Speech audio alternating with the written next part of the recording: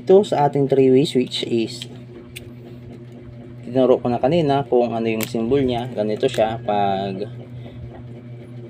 pag nag-on ka dito pupunta doon, nag-off ka dito pupunta doon. Ibig sabihin pag nag-on ka dito, pwede mong i-on dito.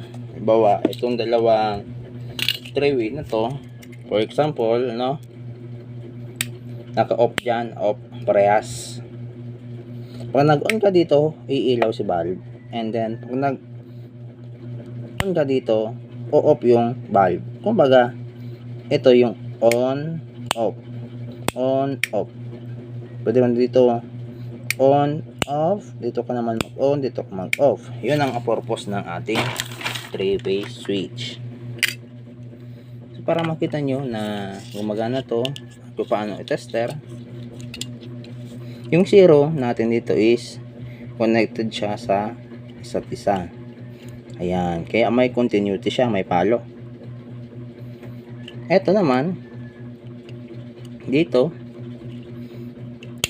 pag naka-off siya is wala tong supply. Pero dito sa baba sa 1 meron. Yan. Tapos pag in-off mo ito,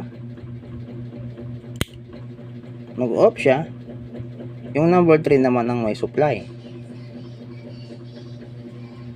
Same lang, i-off mo, yung number 1 naman yung may supply. Kaya anong nangyayari sa 3-way,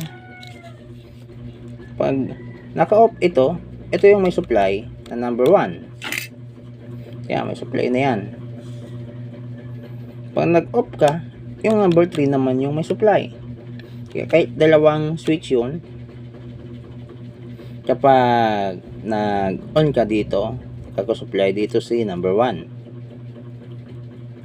At pag dito mo papatayin, magkakasupply si number 3. Patay na yung ilaw.